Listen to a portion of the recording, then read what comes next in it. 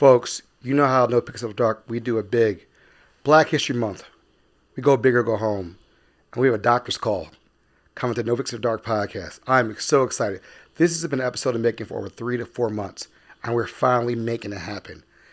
Folks, we'll be right back to these messages because I can't wait for you guys to find out who the special guest is. No Picks After Dark is sponsored by Snug Books, an independent bookstore serving Northeast Baltimore and beyond.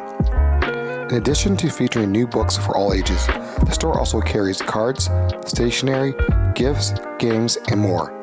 Visit snugbooks.com to shop online, learn more about the store, read our latest newsletter, and find a calendar of events, or come browse the store in person. Snug Books is located at 4717 Harford Road, next to Zeke's Coffee in Hamilton, Laurelville. There is free parking behind the store, and opening hours are Tuesday through Sunday, 10 a.m. to 6 p.m. Welcome to the No Picks of the Dark podcast. I'm your host, Aaron Dante. I told you, folks, I'm back. We're ready. It's Black History Month, and you know I'm starting off with a bang.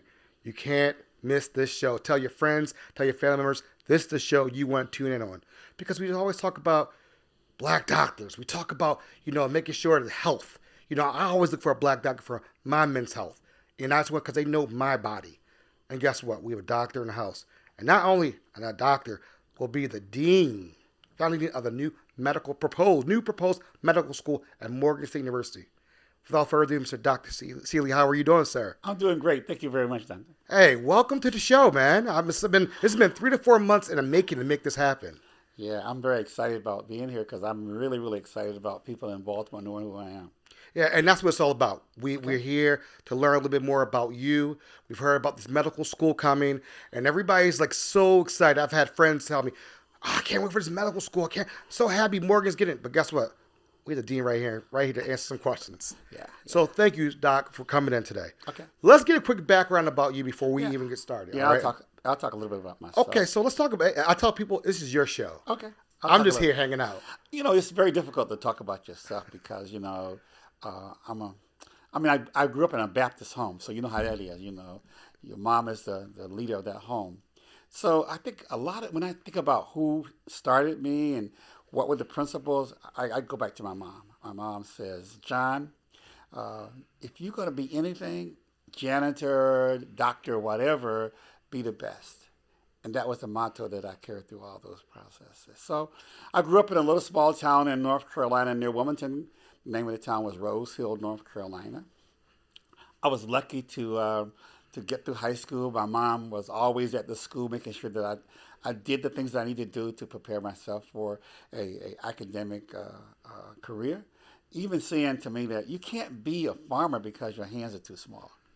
So I went to New York actually one summer, my junior year, and I worked so hard, didn't make a lot of money, came back and I said, I'm going to college. So I enrolled in North Carolina Central University, which is a HBCU. I decided at that point in time that I wanted to be a doctor. And that pointed back to my history in about the 6th grade. I went to my doctor's office, and that time I was in the office. They had the usual in the segregated South, colored, white, and I went into the colored side, and I go, I'm not going to have this when I grow up. I'm going to be a doctor, so all of my patients can go to the same room. And from there, I went to North Carolina Central, did the thing about North Carolina Central and how that school embraced me and talked about being the best and, the Avis complex, you're smaller, but you're always going to go ahead and try to be your best. I majored in organic chemistry and mathematics because I wanted to be a doctor and I wanted to major in something hard. Crazy me. But, from there, I finished my BS at North Carolina Central, went on to Michigan State University, where I was going to be a PhD in chemistry and teach chemistry, believe it or not. When I got to Michigan State, I reconnected with my desire to be a doctor. So I applied to the medical school at Michigan State, was accepted in Michigan State College of Osteopathic Medicine. Finished that and really had a great time. From there, being from a small town in North Carolina, I was committed to go back to a small town. I wanted to go back to my hometown and be a doctor in that hometown because I understood about all of the disparities that we had growing up. So that didn't happen because as a part of my my scholarship, I got the public health scholarship, and I was assigned to Union Springs, Alabama. Union Springs, Alabama is the second poorest county in Alabama and the 17th poorest county in the country. Wow.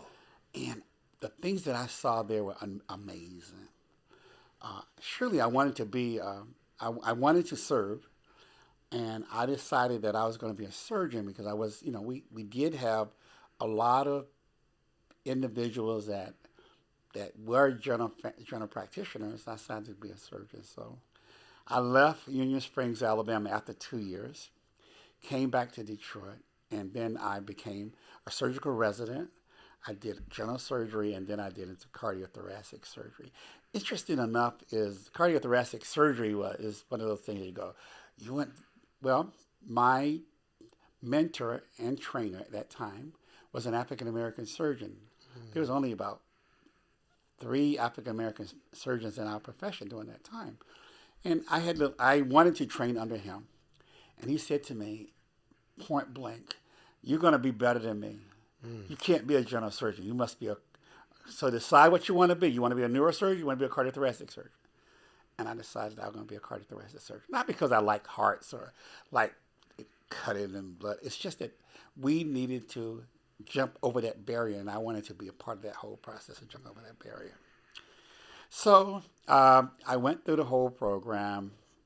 Then I was able to stay in Detroit. That's where I trained at, and practice in the inner city and resist the pull of the suburbs because that's what they wanted me to do.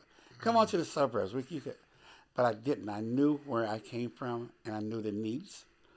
And while I was there, I was very, very committed to helping other minorities that they were lucky enough to get into medical school to pave the way. You know what I mean? And it's all about going through that road less traveled. You get a chance to go through that. And so you help pulling people along the way if you can.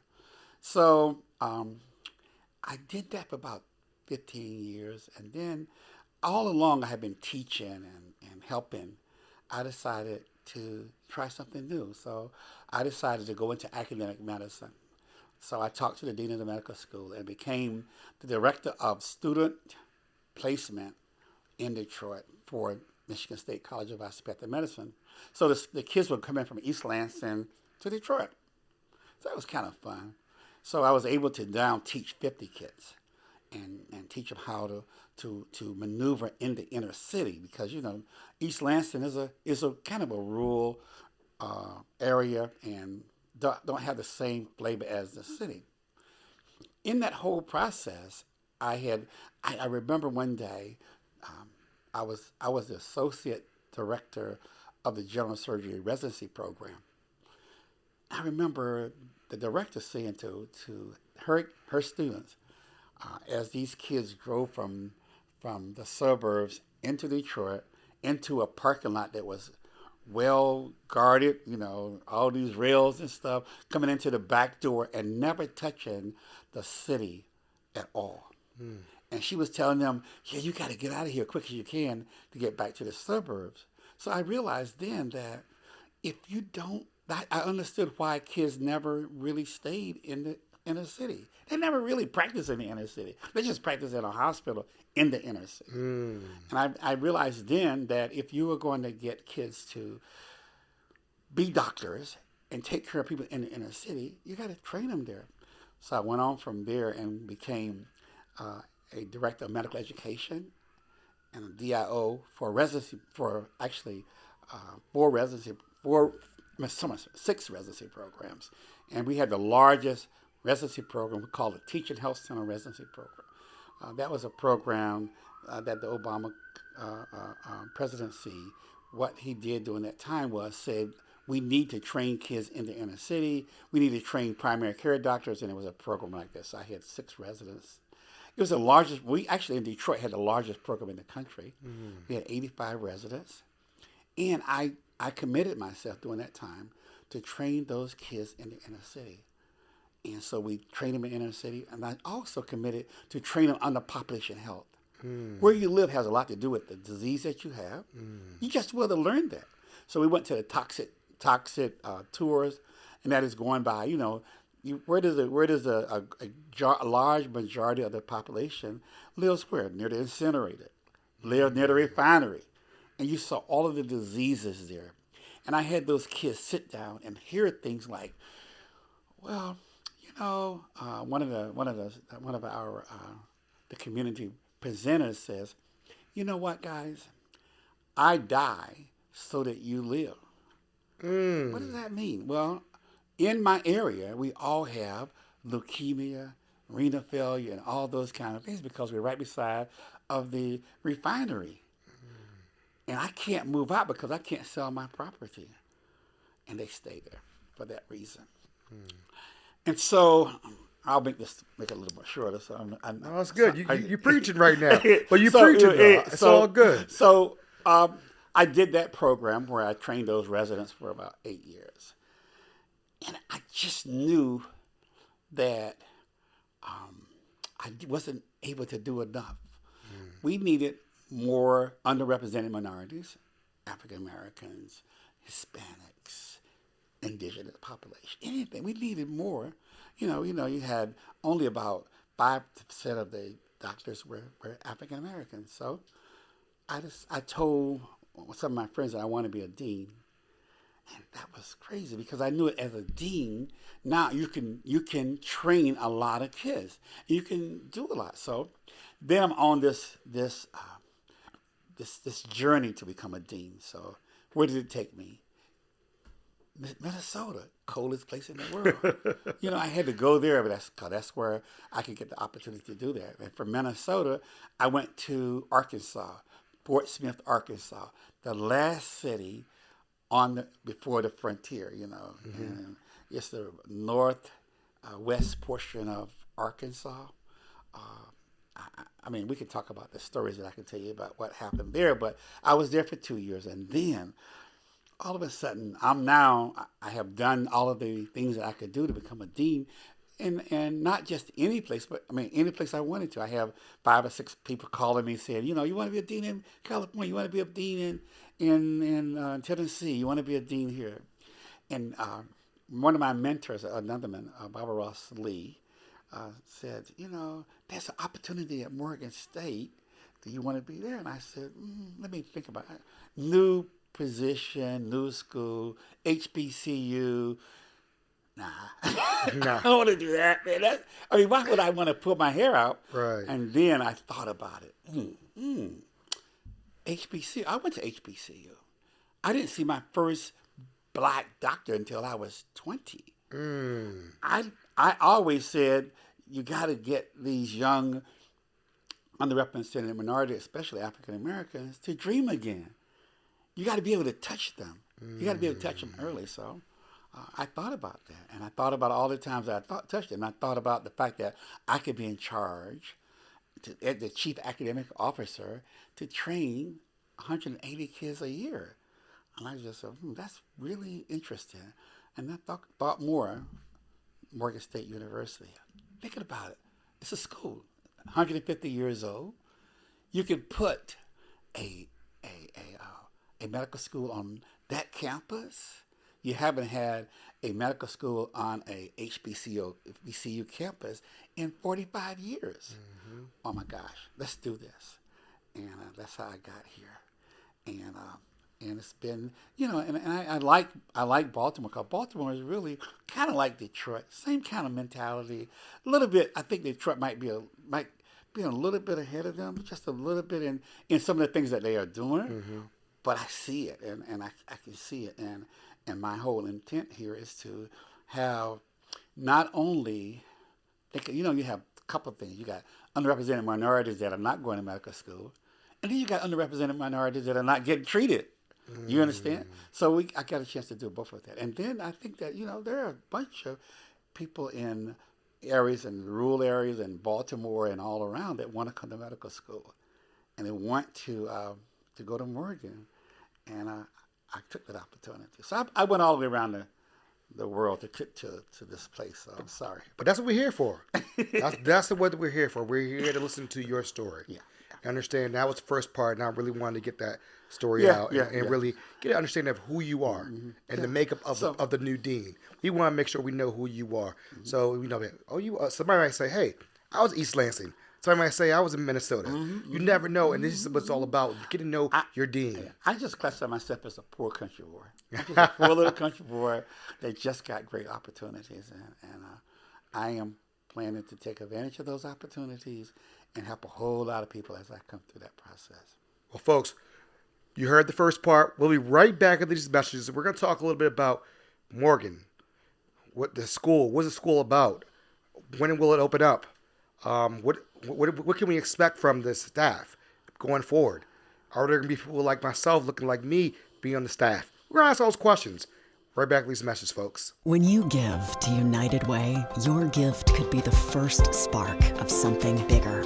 It can help someone find, interview for, and get hired for a job, and provide follow-up services for success. It can break down educational barriers and give that extra help to a struggling student with in-school support programs. Give today. Spark something bigger. The NoPixAfterDark podcast is fueled by Zeke's Coffee. Have you tried their coffee yet? I'm telling you, there's something different about it. Maybe it's because they roast their beans in a fluid coffee roaster, which provides the most accurate roasting temperatures and made with love. You will just have to check it out for yourself and try their delicious food while you're at it. Open now for curbside service, online ordering, carry out, and they also do wholesale. Visit Zeke's Coffee at 4719 Hartford Road. Open Monday through Friday, 7 a.m. to 6 p.m. and Sunday, 8 to 5 p.m. Kitchen closes at 3 p.m. or visit Zeke'sCoffee.com and you too can be fueled by Zeke's.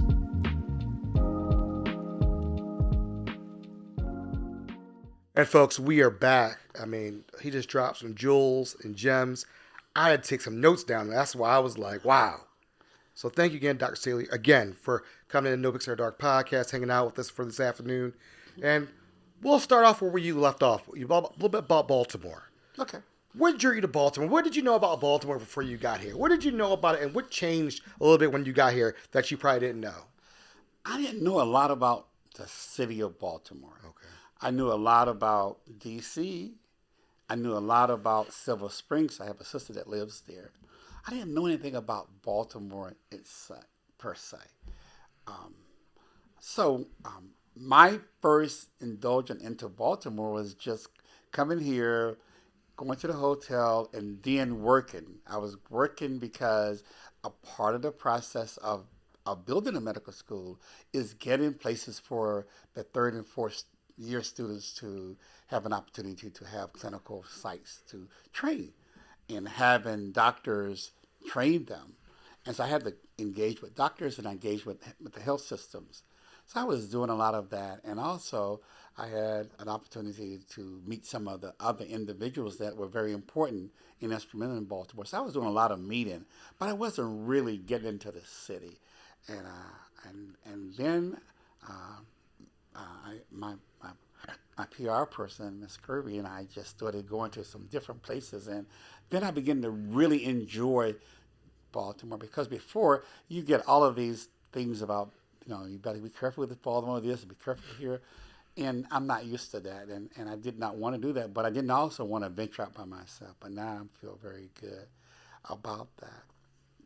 So I didn't know a lot about it, but I know a lot about it now. I think a lot more. I've been here about a year and a half. Okay. And also, I did not want to really, I wanted to really do my homework and not just come on the scene and have a lot of fluff and talk about something that is not really a pipe dream. This is not a pipe dream. This is a reality. This has to happen. How far out, if you can give an estimate, like right now where it's Black History Month, how far are we from possibly getting that green light saying it is like go time, the first class coming to Baltimore, Morgan State University? How far do we estimate, or what do you think? I think that we do have a schedule, and it is scheduled. our schedule says that our first class will be accepted uh, if in the proposed school, if it's successful, if we go through the accreditation successfully in 2024. Wow. And we will have, although the school will be hopefully accredited for 180 students, we only can take 90 and ramp up. So we're planning to have those kids on the campus of Morgan State in 2024. Now, the excitement about it is I say the campus of Morgan State because it is going to be right on Morgan State. If you know much about Morgan, it's going to be at the old Montebello hospital site. And we have gone into a lease arrangement with Morgan to release a plot of land, about 5 acres, and that's where it's going to be. We want to have a building that's 100,000 square feet, looking much like the rest of the campus because Morgan is a national treasure, and you got to really make sure that you build accordingly. And it's going to be about 5 acres with parking and green space for the students. That was one thing that we did not want to not negotiate, have the kids go out there. But the wonderful thing about that is that when the students, and I'm going to call these students my students, come out of that building with those white coats, the other 9,000 students that are there at Morgan will have an opportunity to say, I have another opportunity. I can, beyond my engineering degree, beyond my bachelor degree, even beyond my teaching degree, something else is going to open up to, and that's going to be the medical school. So I'm just so excited about the fact that we will have an opportunity to see it. They will have a chance to see it from their first year, see how these kids are. The second thing I like about the fact of Morgan is the fact that I'm really, really a person that feels that we have to plant these seeds early. And the early seeds are planted in about the 4th grade. So I'm going to have those kids that we have in that school go out to these high schools and elementary schools and start talking and let people know. Because, right now, unfortunately, kids don't see a lot. They see all the things that the newspaper and everything. And I call that the nightmare of what the kids are doing now. I think that when they go out, then they can see that they can dream to be a doctor. And you can be one. I think that's what we're going to have. So our intent is to have kids in Baltimore and the surrounding area. Because I'm not going to say because we're going to go in the rural area everywhere. Because this school will be a school for Maryland. Not, it's going to be in Baltimore. So it's that. But it's going to give the people in Baltimore an opportunity and a chance to become a physician. All you need is a chance. Now, how do you propose to recruit these students? We have a lot of schools. We have Johns Hopkins University right down the street from here. You have University of Maryland that's down the street. So, you're competing with these schools. So, I'm not competing, but you're all in the same pod together. But how are you going to try to recruit these kids to come to Morgan? Okay.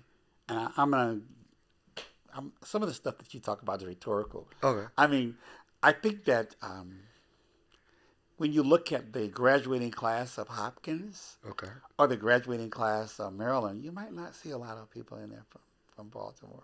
Okay. You might not.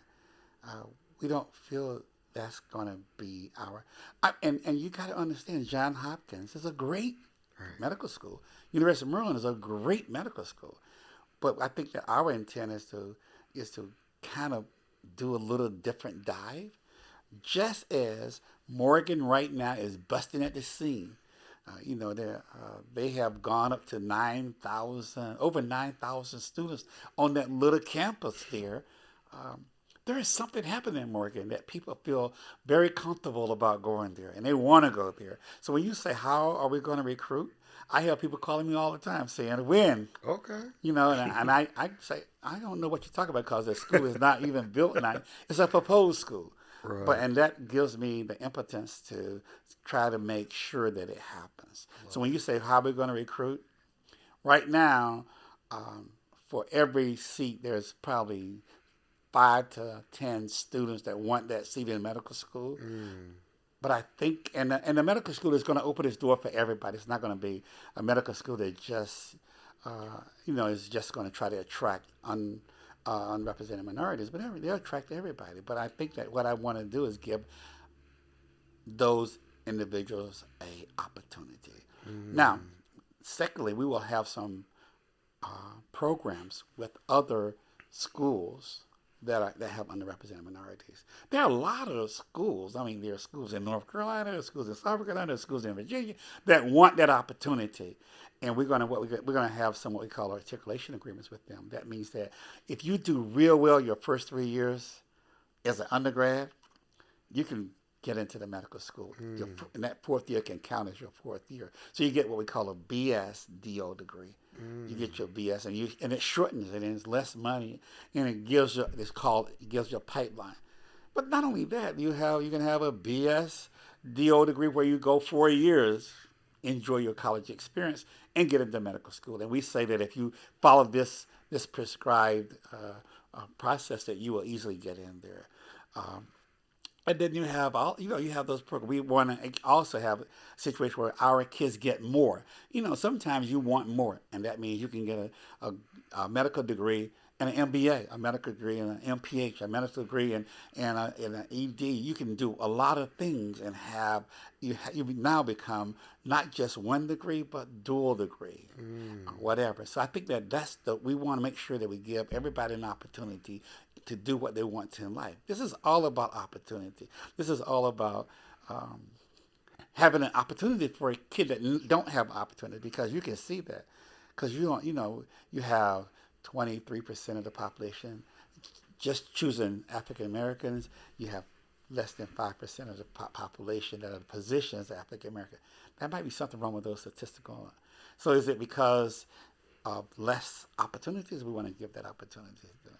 I like that. I like hearing that. I like the word that you're using, opportunity. It's opportunity. And I think that's very important. I think that's very important in this day and age.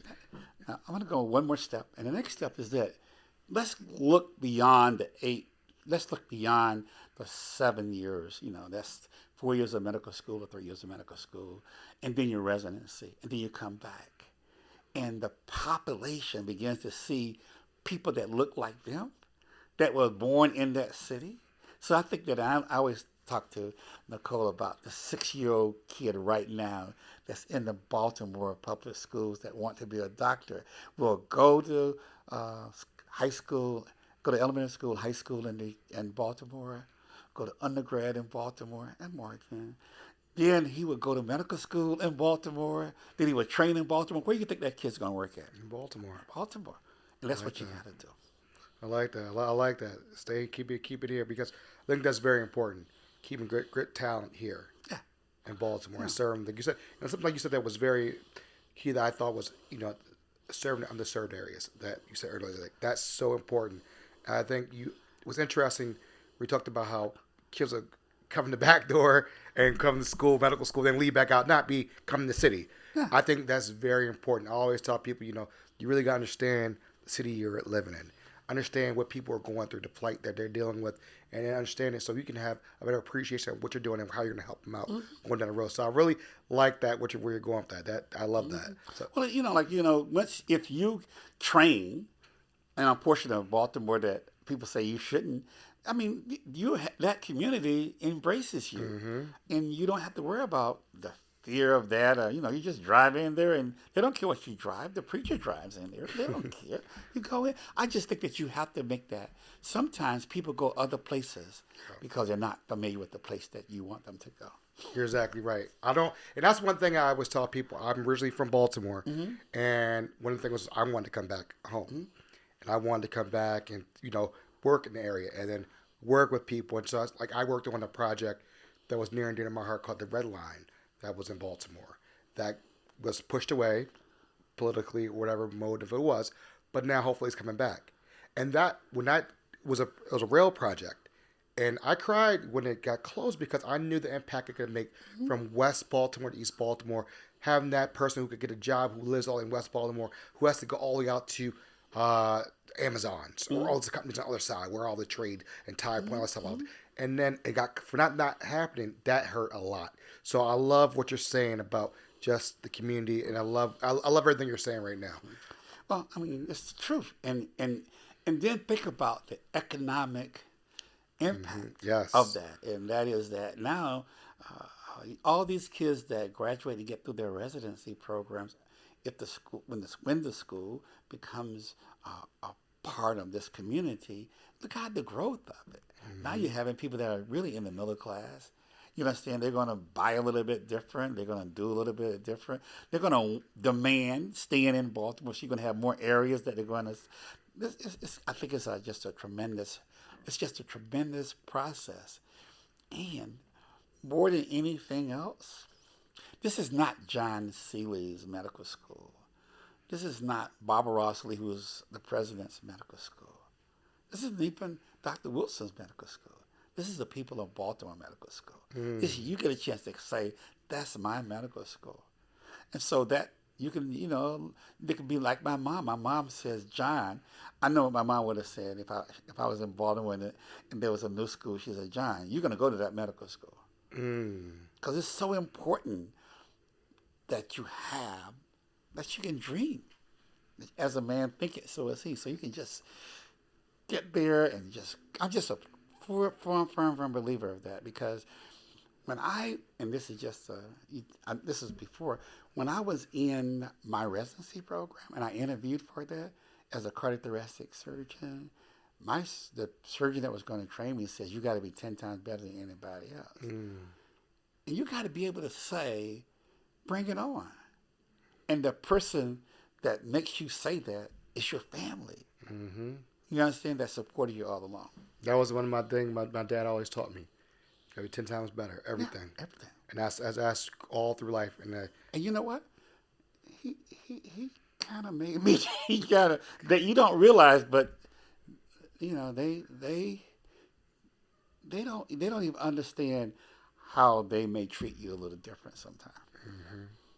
Well, what do you want? Wrap this up in a big bow.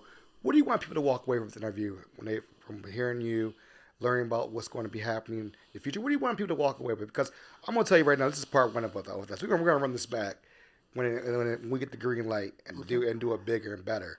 We're not going to do it. We have a little studio audience, but what do you want people to walk away with this? What do you want them to say? Wow, this doc, he's really going to be good. He's going to be there. What do you want everybody to say? Talk about athletes, because I want people to talk about this in every after we leave. Ownership, opportunity, health. There's so many things that we have. This conversation isn't new. Sullivan had this conversation in 2002. This isn't new, but I think that now you see an action plan. Right. You see it taking place. So I don't want people to think that I'm full of air and I'm not working, because all you gotta do is follow me around. You'll see that we're working. We're working as if this is going to happen. And my motto is that if not now, when? And we have an opportunity, and we're not going to let this one pass us. And it's not just for Baltimore, to be honest with you, although Baltimore will have, we'll get the rewards from it. It's for the whole country. There's not been this type of hope for 45 years. There's a reason why African Americans particularly have poor health care. There's a reason why their mortality is a little bit less. It's called the comfort. If you go to somebody that looks like you, it's well documented. You get much better. You feel comfortable. You're going to go see your brother, you know what I mean, and you're talking to him, then that's a little bit different. You might want to go just to talk to him, and they examine you and you'll be okay. Rather than to wait and say, I don't want to go there. I don't want to go to them. You ask a patient, who's your doctor? They say, oh, my doctor is University of Maryland.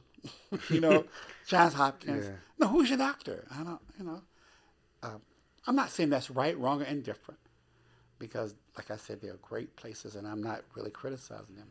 It's just that we need a little bit more, I think, you know what I mean? Well, folks, you heard it here first, second, and third. This has been an amazing interview. Thank you, Dr. Sealey, for everything. Again, he is busy, folks. It took us 5 months to make this interview happen. He is busy. Trust me. He is very busy. Mr. Nicole Kirby, thank you so much for making this happen. I mean, again, we've talked about this. I'm so thankful for this opportunity. Now, I can't wait for the viewers, the listeners to hear this episode, because I think it's very important. And I can't wait to work with you in the future and have this further discussion. I'll be back, and we'll be better. All right, folks. Love, peace. We're out.